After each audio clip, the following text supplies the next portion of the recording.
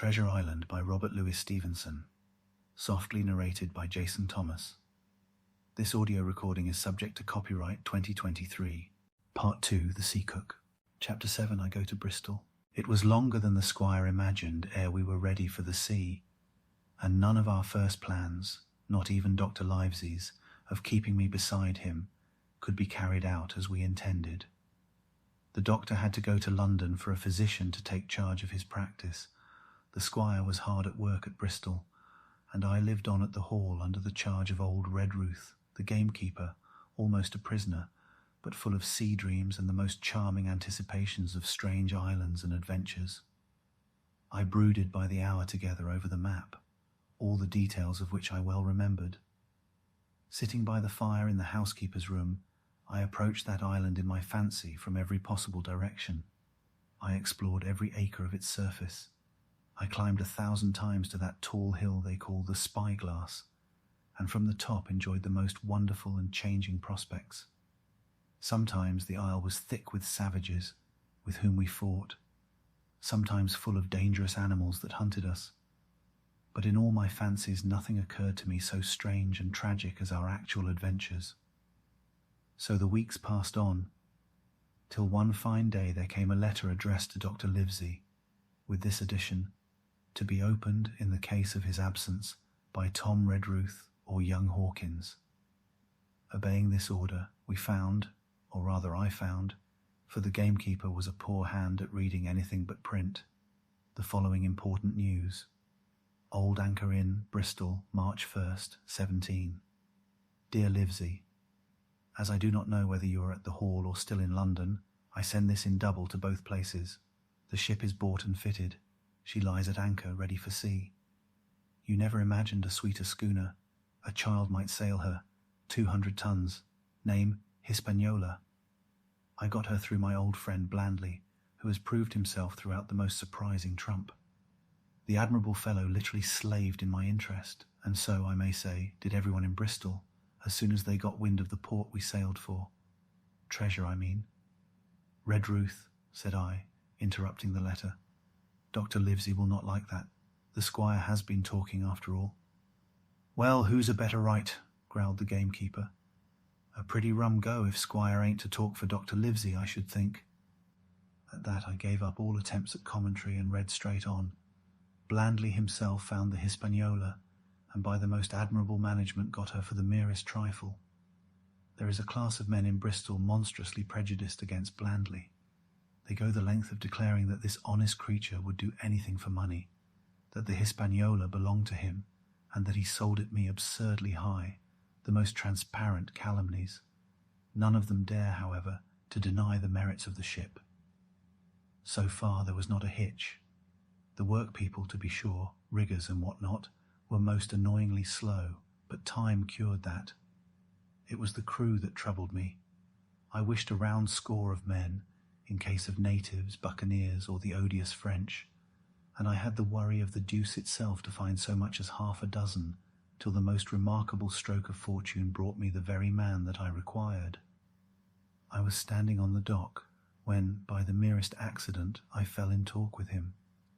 I found he was an old sailor, kept a public house, knew all the seafaring men in Bristol, had lost his health ashore, and wanted a good berth as cook to get to sea again.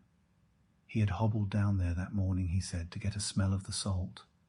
I was monstrously touched, so would you have been, and out of pure pity I engaged him on the spot to be ship's cook. Long John Silver he is called, and has lost a leg, but that I regarded as a recommendation, since he lost it in his country's service under the immortal Hawke. He has no pension, Livesey. Imagine the abominable age we live in. Well, sir, I thought I had only found a cook, but it was a crew I had discovered. Between Silver and myself we got together in a few days a company of the toughest old salts imaginable, not pretty to look at, but fellows by their faces of the most indomitable spirit. I declare we could fight a frigate. Long John even got rid of 2 out of the 6 or 7 I had already engaged. He showed me in a moment that they were just the sort of freshwater swabs we had to fear in an adventure of importance. I am in the most magnificent health and spirits, eating like a bull, sleeping like a tree, Yet I shall not enjoy a moment till I hear my old tarpaulins tramping round the capstan. Seaward, ho, hang the treasure, it's the glory of the sea that has turned my head. So now, Livesey, come post, do not lose an hour if you respect me. Let young Hawkins go at once to see his mother, with Redruth for a guard, and then both come full speed to Bristol. John Trelawney postscript, I did not tell you that Blandley, who, by the way, is to send a consort after us if we don't turn up by the end of August, had found an admirable fellow for sailing master, a stiff man, which I regret, but in all other respects a treasure. Long John Silver unearthed a very competent man for a mate, a man named Arrow. I have a boatswain who pipes, Livesey, so things shall go man-o'-war fashion on board the good ship Hispaniola. I forgot to tell you that Silver is a man of substance. I know of my own knowledge that he has a banker's account, which has never been overdrawn. He leaves his wife to manage the inn, and as she is a woman of colour, a pair of old bachelors like you and I may be excused for guessing that it is the wife, quite as much as the health, that sends him back to roving. JTPPS, Hawkins may stay one night with his mother, JT. You can fancy the excitement into which that letter put me. I was half beside myself with glee, and if ever I despised a man, it was old Tom Redruth, who could do nothing but grumble and lament. Any of the under gamekeepers would gladly have changed places with him, but such was not the squire's pleasure, and the squire's pleasure was like law among them all. Nobody but old Redruth would have dared so much as even to grumble.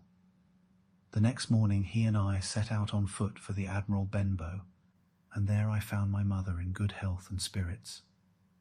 The captain, who had so long been a cause of so much discomfort, was gone where the wicked cease from troubling. The squire had had everything repaired, and the public rooms and the sign repainted, and had added some furniture. Above all, a beautiful armchair for mother in the bar. He had found her a boy as an apprentice also, so that she should not want help while I was gone. It was on seeing that boy that I understood for the first time my situation. I had thought up to that moment of the adventures before me, not at all of the home that I was leaving, and now at sight of this clumsy stranger who was to stay here in my place beside my mother, I had my first attack of tears. I'm afraid I led that boy a dog's life, for as he was new to the work, I had 100 opportunities of setting him right and putting him down, and I was not slow to profit by them. The night passed, and the next day, after dinner, Redruth and I were afoot again and on the road. I said goodbye to mother and the cove where I had lived since I was born, and the dear old Admiral Benbow, since he was repainted, no longer quite so dear. One of my last thoughts was of the captain, who had so often strode along the beach with his cocked hat, his sabre-cut cheek, and his old brass telescope. Next moment we had turned the corner and my home was out of sight. The mail picked us up about dusk at the Royal George on the heath.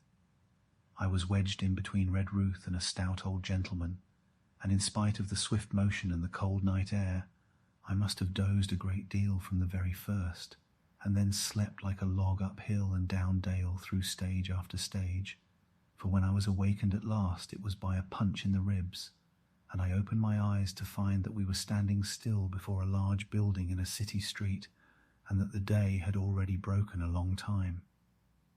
"Where are we?" I asked. "Bristol," said Tom. "Get down."